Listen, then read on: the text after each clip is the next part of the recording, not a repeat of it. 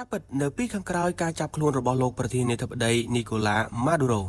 ដោយយុទ្ធសាស្ត្រយោធាដ៏សាហាវអស្ចារ្យរបស់សហរដ្ឋអាមេរិក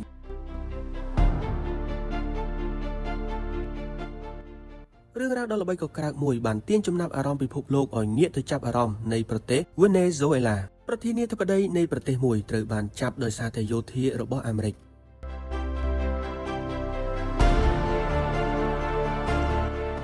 មានប្រតិបត្តិការដ៏សាហាវអស្ចារ្យមួយដែលបានចាប់យកប្រធានាធិបតីវេណេហ្ស៊ុយអេឡាដែលគេបាននិយាយថាវាគឺជាប្រតិបត្តិការ Absolute Visual ដែលបានអនុវត្តនៅថ្ងៃទី3ខែមករាឆ្នាំ2026បេសកកម្មយោធាដ៏លេចធ្លោរបស់សហរដ្ឋអាមេរិកដែលនាំឲ្យមានការចាប់ខ្លួនប្រធានាធិបតីវេណេហ្ស៊ុយអេឡាលោកនីកូឡាម៉ាឌូរ៉ូនិងភរិយារបស់គាត់គឺលោកស្រី Galia Flores នៅទីក្រុងការ៉ាកាសក្រុមប្រតិបត្តិការយោធាបានវាយឆ្មក់ជាបឋមដោយបានបើកដោយកងកម្លាំង Delta Force របស់កងទ័ពសហរដ្ឋអាមេរិកដោយមានការគាំទ្រពីក្រុមជួយសង្គ្រោះចំណាប់ខ្មាំង CIA និង FBI ទំហំនៃការគ្រប់គ្រងលើដែនអាកាសដោយប្រើយន្តហោះចំនួន150គ្រឿងរួមទាំងយន្តហោះចម្បាំង F-22 និង F-35 បានទម្លាក់គ្រាប់បែក B-1 និងឧទ្ធម្ភាគចក្រពីកងវិរៈសេនាធំអាកាសចរប្រតិបត្តិការពិសេស160ត្រូវបានប្រើប្រាស់ក្នុងការធ្វើប្រតិបត្តិការយោធាមួយនេះគេបានប្រើប្រាស់យុទ្ធសាស្ត្រដោយប្រើប្រាស់កងកម្លាំងសហរដ្ឋអាមេរិកត្រូវបានគេរាយការណ៍ថាបានបិទបណ្ដាញអគ្គិសនីនៅទីក្រុងការ៉ាកាសមុនពេលដែលបើកការវាយឆ្មក់ការវាយប្រហារតាមដែនអាកាសដោយបានកំណត់ទៅលើគោលដៅទីតាំងយោធានិងប្រព័ន្ធការពារដែនអាកាសដូចជាការវាយប្រហារទៅលើទីតាំងការពារដែនអាកាសរបស់វេណេហ្ស៊ុយអេឡាដើម្បីបើកប្រតិបត្តិការឲ្យក្រុមអ្នកទាញយកបានន័យថាអ្នកដែលចុះទៅចាប់ប្រធានាធិបតីនីកូឡាម៉ាឌូរ៉ូដោយផ្ទាល់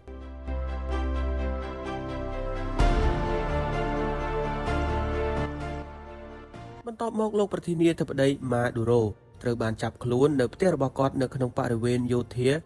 Fortaleza នៅវេលាម៉ោង 2:01 នាទីម៉ោងក្នុងស្រុកគាត់ក៏ត្រូវបានរាយការណ៍ថាបានព្យាយាមរត់គេចចូលទៅក្នុងបន្ទប់សុវត្ថិភាពដែលមានរបងដែកប៉ុន្តែត្រូវបានចាប់ខ្លួននៅមុនពេលដែលគាត់បានចាក់សោទ្វារការរៀបចំបេសកកម្មនេះវាពាក់ព័ន្ធទៅនឹងការរៀបចំផែនការជាច្រើនខែមកហើយរួមទាំងការហាត់សមប្រើប្រាស់ច្បាប់ចម្លងពេញលេញនៃលំនៅឋានរបស់លោកម៉ាឌូរ៉ូ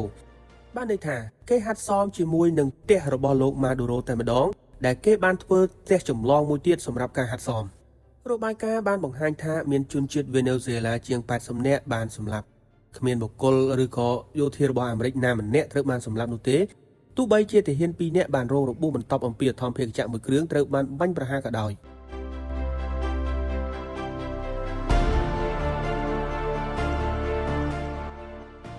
តបអំពីការចាប់ខ្លួនលោកម៉ាឌូរ៉ូនិងភរិយារបស់គាត់ Flores ត្រូវបានដឹកតាមយន្តហោះទៅកាន់នាវា USS Fujima ហើយបន្ទាប់មកទៅកាន់មូលដ្ឋានទ័ពអាកាស Stafford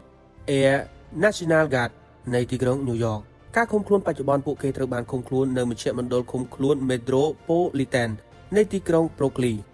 ការចោទប្រកាន់គឺជាការចោទប្រកាន់របស់សហព័ន្ធនៅក្នុងស្រុកភាគខាងត្បូងនៃទីក្រុង New York ដែលចោទប្រកាន់ទៅកាន់លោកម៉ាឌូរ៉ូពីបទភេរវកម្មគ្រឿងញៀនការខុបខិតចូលទៅក្នុងការកាន់កាប់កូកាអ៊ីននិងបទល្មើសអាវុធ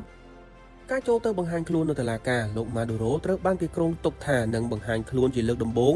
នៅតុលាការសហព័ន្ធមួយនៅទីក្រុង Manhattan នៅថ្ងៃទី5ខែមករាឆ្នាំ2026នេះចេតនារបស់សហរដ្ឋអាមេរិកប្រធានាធិបតីត្រាំបាននិយាយថាសហរដ្ឋអាមេរិកមានបំណងគ្រប់គ្រងវេណេហ្ស៊ុយអេឡារហូតដល់មានការផ្លាស់ប្ដូរកើតឡើងវិញហើយក្រុមហ៊ុនប្រេងអាមេរិកបានចូលរួមទៅក្នុងវិស័យថាមពលរបស់ប្រទេសការឆ្លើយតបរបស់វេណេហ្ស៊ុយអេឡាតុលាការកំពូលវេណេហ្ស៊ុយអេឡាបានដឹកនាំអនុប្រធានាធិបតី Delcy Rodríguez ឲ្យបម្រើជាប្រធានាធិបតីស្ដីទីហើយក៏បានកោតទោសប្រតិបត្តិការនេះថាជាការចាប់ជំរិតនិងការឈ្លានពានរបស់ចក្រពត្តិអនិយមប្រតិបត្តិការយោធាដែលកំពុងតែល្បីកក្រើកទូទាំងពិភពលោកនេះផងដែរត្រូវបានគេលើកឡើងចំពោះប្រតិកម្មនៅក្នុងស្រុកនិងអន្តរជាតិជាសំខាន់ប្រទេសចិននិងរុស្ស៊ីនិងកុយបាបានកោតទោសសកម្មភាពនេះថាជាការរំលោភទៅលើអធិបតេយ្យភាពមេដឹកនាំនៅក្នុងប្រទេសអាសង់ទីនប៉េរូបានស្ងើចសរសើរចលនានេះខណៈពេលដែលអគ្គលេខាធិការអង្គការសហប្រជាជាតិបានសម្ដែងការព្រួយបារម្ភយ៉ាងខ្លាំងចំពោះគំរូ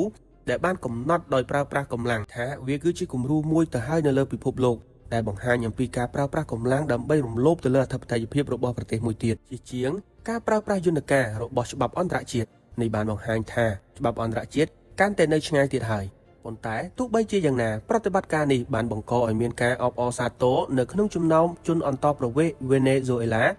និងការតវ៉ានៅទីក្រុងនានាបន្ទាប់អំពីសហរដ្ឋអាមេរិកដោយសមាជិកសភាមួយចំនួនបានសួរអំពីភាពស្របច្បាប់របស់វាដោយសារតែខ្វះការអនុញ្ញាតអំពីសភាជាមុនខ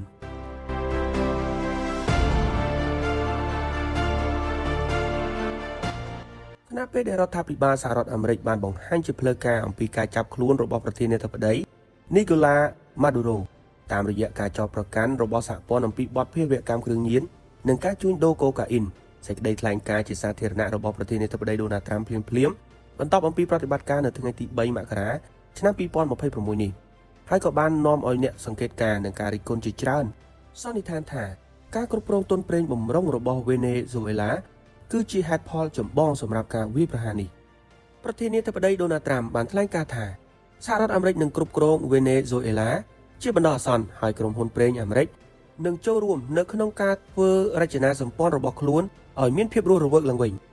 លោកក៏បានអះអាងថាវេណេស៊ុយអេឡាបានលួចប្រេងនិងដីធ្លីនៅក្នុងអំឡុងពេលធ្វើទុបនីយកម្មហើយទាមទារឲ្យពួកគេត្រឡប់មកវិញដោយបន្ថែមថាប្រាក់ចំណូលប្រេងនឹងផ្ដល់មូលនិធិនិងប្រតិបត្តិការយោធាលោកត្រាំបានពិពណ៌នាអំពីអន្តរាគមន៍នេះថាវាជាការអនុវត្តនៅគោលលទ្ធិដូនតដែលសង្កត់ធ្ងន់ទៅលើការគ្រប់គ្រងរបស់អាមេរិកទៅលើធនធាននៃអត្តកូលមន្ត្រីផ្សេងទៀតក៏បានគូបញ្ជាក់ផងដែរថាក្រុមហ៊ុនអាមេរិកនឹងកែលម្អវិស័យប្រេងដើម្បីផ្ដល់ផលប្រយោជន៍ដល់សហរដ្ឋអាមេរិកប៉ុន្តែចំពោះការសង្ស័យជាអន្តរជាតិនិងនៅក្នុងស្រុកវិញប្រធានាធិបតីស្ដីទីនៃវេណេស៊ុយអេឡាលោកស្រី Delcy Rodriguez បានហៅសកម្មភាពនេះថាជាការចាប់ចម្រិតហើយបានអះអាងថាហេតុផលដែលបញ្ជាក់គឺលេសដើម្បីរឹបអូសធនធានធម្មពលនិងរ៉ែរបស់ប្រទេសអ្នកជំនាញផ្នែកច្បាប់និងអគ្គលេខាធិការអង្គការសហប្រជាជាតិបានលើកឡើងអំពីការព្រួយបារម្ភការឈ្លានពានប្រទេសមួយដើម្បីគ្រប់គ្រងធនធានរបស់ខ្លួនដែលផ្ទុយទៅនឹងច្បាប់អន្តរជាតិនិងរំលោភទៅលើបូរណភាពទឹកដីអធិបតេយ្យភាពអ្នកវិភាគមួយចំនួនក៏បានបង្ហាញថាខណៈពេលដែលការជួញដូរគ្រឿងញៀនបានបម្រើជាមូលដ្ឋានផ្នែកច្បាប់និងទុនបម្រុងប្រេងដ៏សំខាន់របស់ប្រទេសវេណេស៊ុយអេឡាគឺជាកត្តាសំខាន់នៅក្នុងយុទ្ធសាស្ត្ររបស់រដ្ឋបាលលោកត្រាំស្ថានភាពហេដ្ឋារចនាសម្ព័ន្ធប្រេងបច្ចុប្បន្ននៅខែមករាឆ្នាំ2026ដោយសារតែការដាក់ប្រេងឲ្យនៅដាច់ដោយឡែកអំពីប្រេងយ៉ាងតឹងរ៉ឹងរបស់សហរដ្ឋអាមេរិកការនាំចេញប្រេងរបស់វេណេស៊ុយអេឡាមានកម្រិតទាបជាងមុនជាពេលប្រតិបត្តិការអ្នកជំនាញបានប៉ាន់ប្រមាណថាការស្ដារឡើងវិញនៅវិស័យនេះអាចត្រូវបានគេវិនិយោគយ៉ាងច្រើនហើយអាចចំណាយពេលមួយទសវត្សរ៍ដើម្បីឈានទៅដល់កម្រិតផលិតដូចពីមុន។